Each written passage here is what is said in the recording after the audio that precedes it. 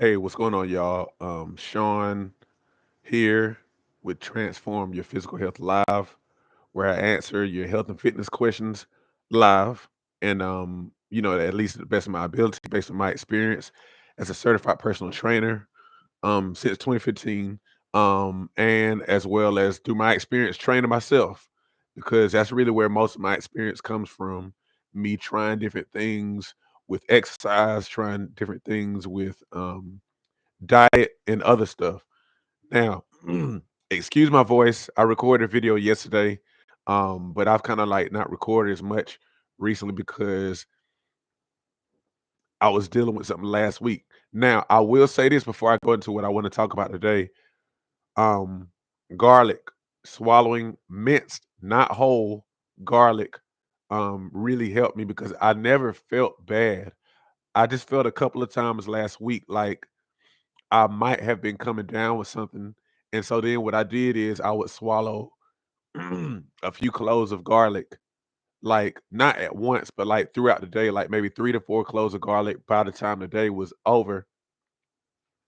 And so I never really came down with something, but whatever it was, I got a little irritation in my throat toward the end of last week. And then the cold air hit my throat, and then it was a wrap. Now, I usually talk about something in the news that related to health and fitness,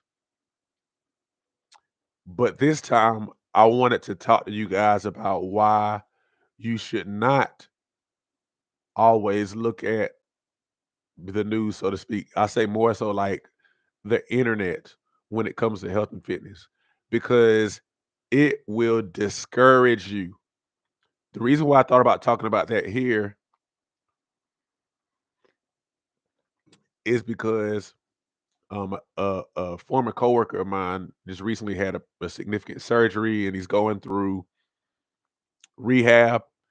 And he was kind of talking about, a lot of discomfort and pain that he's experienced. He's making progress, but he was telling me how, you know, the stuff online is telling him, and I don't know what's going on with my camera. I'm sorry, y'all. It's partially the sunlight. But anyway, the stuff online is telling him how long he has to kind of deal with pain, and kind of like the progress uh that he should expect over time. And he's kind of discouraged about it and saying maybe he shouldn't look at the news or look at these internet sources that much. And I agreed with him. I agreed with him because of this. So my very real experience with this was when I dislocated my shoulder back in 2018. Very discouraging. I was exercising a whole lot like I do now. A lot of calisthenics, a lot of push-ups, a lot of chin-ups, all this stuff to prepare for this event. And I'm not gonna go through the whole story. Dislocated my shoulder. It was a wrap for the next several months. I couldn't work out. Now, it was discouraging initially, but almost immediately after I injured my shoulder, after I dislocated my shoulder, what did I focus on? I focused on getting my shoulder back to the best it could possibly be. Now, the reason why I determined that is because I was determined not to have surgery. I didn't want to have surgery if I didn't have to. And so I knew that if I was gonna do that, then my focus could not be on internet, because I did look up a couple internet things and they were talking about, this recovery, and if you injure your shoulder this way, then surgery is inevitable and all this kind of stuff, that doom and gloom and all this. I chose not to focus on that because I was like, I gotta get back to my calisthenics. I gotta get back to being able to do everything I want to do physically. So like I'm not focusing on nothing that tells me I can't have what I want to have. Okay. And so that's how I dialed in. So that's my very real experience with not focusing on what internet sources told me. I'm not saying that internet stuff can't be helpful. Sometimes that stuff will kind of help you to know a little bit about what you're dealing with. But because there's so much information available online, you can easily get trapped in a rabbit hole. Excuse me. You can easily get trapped going down a rabbit hole. You can easily get extremely discouraged very anxious, and none of that stuff helps. None of it does.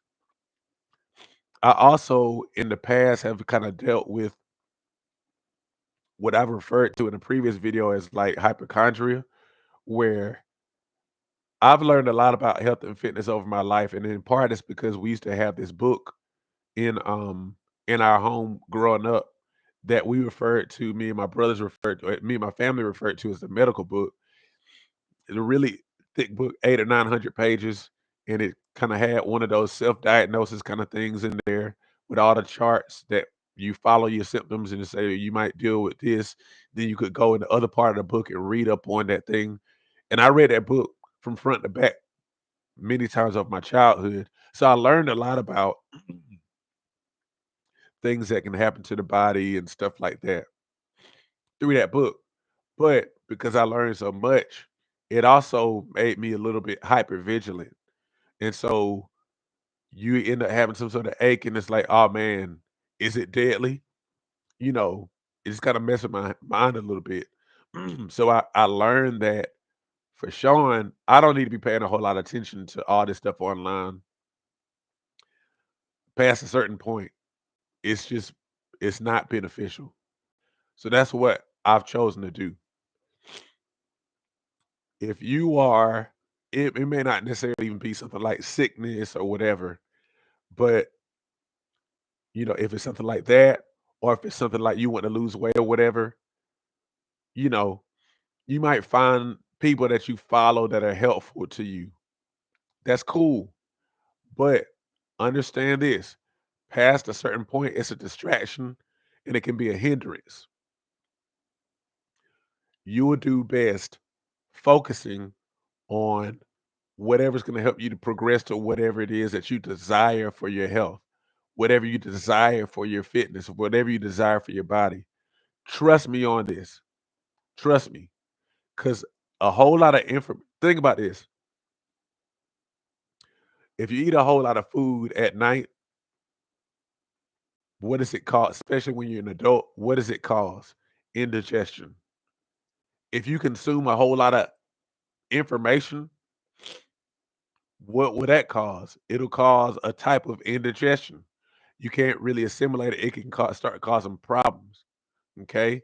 And so learn to kind of get only what's helpful and do it. It kind of reminds me what my pastor at my church talks about a lot. He talks about being a practitioner of the word.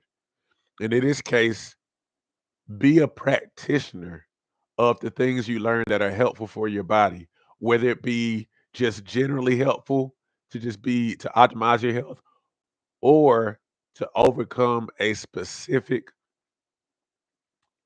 condition, whether it be obesity or high blood pressure or whatever. Learn to be a practitioner. Don't just bring the knowledge in, do it so it becomes helpful to you. Otherwise, you'll get a type of indigestion from that information, and you'll be so inundated with information, knowledge that's not helpful. Trust me, I know this from my own life experience, okay? All right. So I haven't done this live. As you see, I'm still dealing with this stuff. So I'm gonna kind of let this be it for now. But I have another video I'm gonna record here pretty soon that I'm looking forward to. My wife gave me okay, I see I wrote something down wrong here. My wife gave me an idea for a video that I'm gonna record here soon. I want y'all to look out for it. Um, but yeah, let me know if this is helpful for you. I hope y'all have a great day, and I'll see y'all hopefully tomorrow morning at 10 o'clock. Bring your health and fitness questions, okay? All right.